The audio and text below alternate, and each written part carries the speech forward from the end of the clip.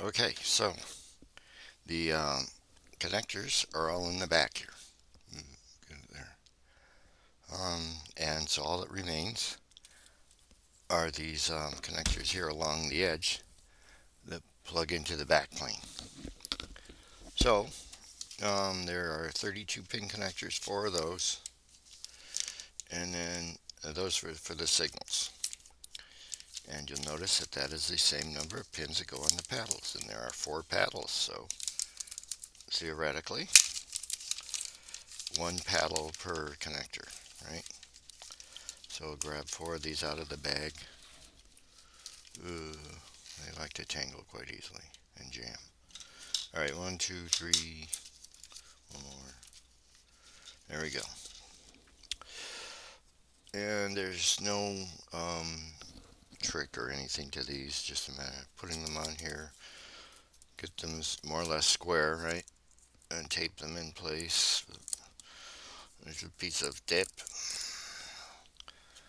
And then soldering.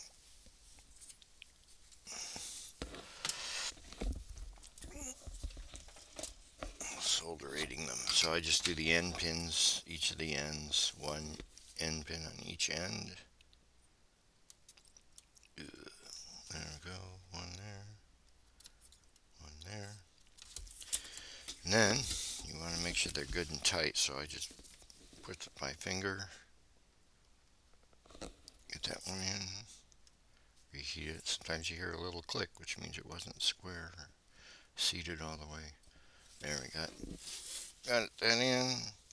And I take a good look down the edge here, make sure it's nice and seated, nice and perpendicular. I'll look at it this way here. Yeah. All right. And solder it off. One, two, three.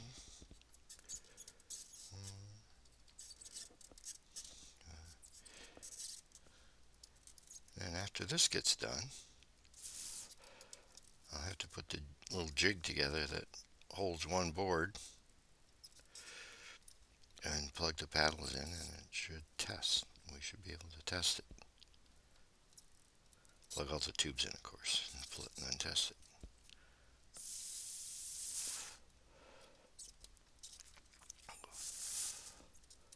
So yeah, there's nothing really all that excited about these. That exciting about these.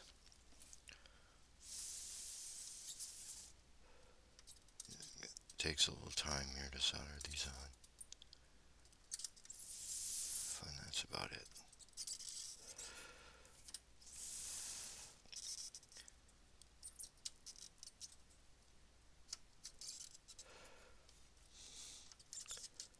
Same as everything else, just the same thing, lots of repetition.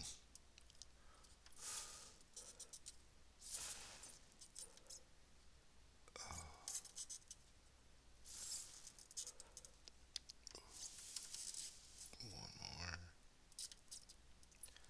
That's done. All right. Then there are the 6-pin ones, and these are for power. There are three of these on each board. And the ones on the end are for filament. So this one here will be for filament. Powers the, oh, yeah, show this here. Oh, it's turned around here. So this one here is for filaments. I got another little piece of tape. Get off of there.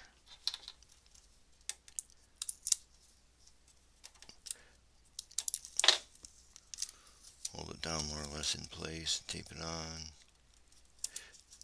So this one will, this connector here is filament power. And it will power, of course. Oh, I'll flip this back around. I gotta solder it anyway. So this is the 6-pin connector I just put on, and it powers the filaments for this side. And the outer two pins are the 48 volt supply, plus and minus 48. Well, I should say it would be plus and minus 24 compared to ground, but 48 volts across the two ends. And then there's ground in the center. Now the 48 volts is more or less floating. It just has these little 10K resistors sort of lightly anchoring it to ground so it can't be completely floating. But there's no real connection, no hard connection to ground. So yeah, if you read it, it'll show plus and minus with a 24, plus and minus 24 volts if you read it with a voltmeter. But it's not really connected to ground other than through some 10K resistors. So each of these end pins here is, plus and minus 48. Doesn't really matter which is which. The polarity can be either way. And then the center two are just general ground pins, not really related to the filaments exactly, but they're just general ground pins. So that's how that power connector goes. And when you look at the board from the top, I'll flip it back over. These signal connectors are labeled A, B, C, D. If you look in the module files in the source tree, you'll see pins A, B, C, D, or connectors A, B, C, D in the code. And pin 1 is on the left, and that's always ground. And then pins 2 through 32 have various signals on them. Okay.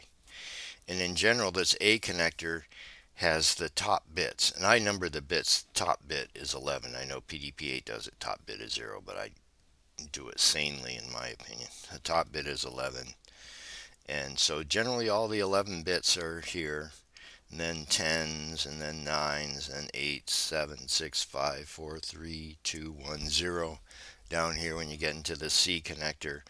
And then all of these pins over here are the control signals, pretty much.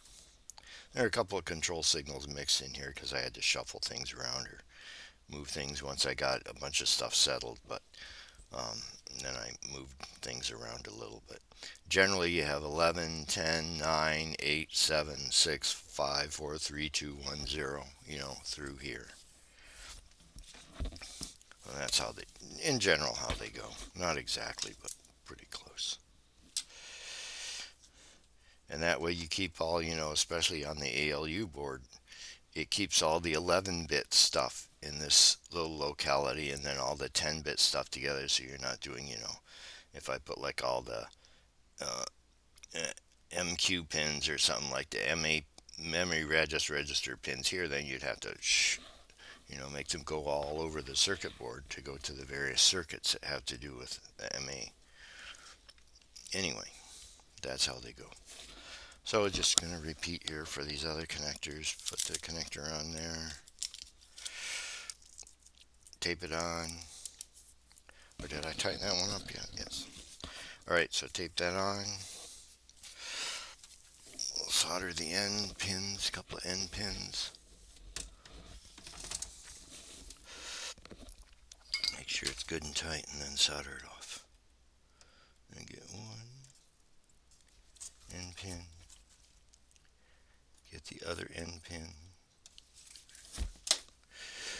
Hold the connector. Press. Solder. Oh, there's a little click, so it wasn't quite seated. Sometimes you get a little click. Alright. Well, let's see. We'll check that one. A lot of flipping over. Good look down there. Yeah, it looks good. Looks square. It's about the best they can do. Let this tape off. Alright, solder this one off.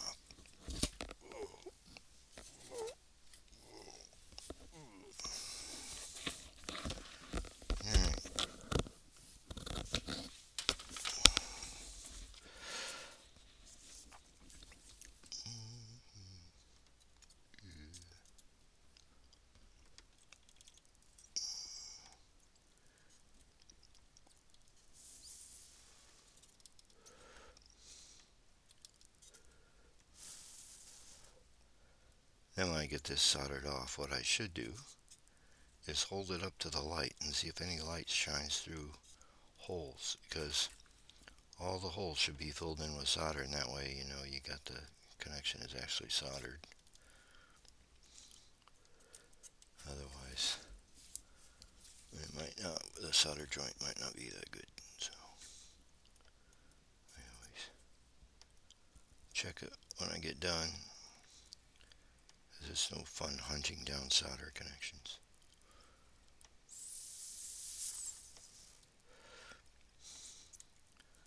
I still had a couple get by me, but I think checking them helps.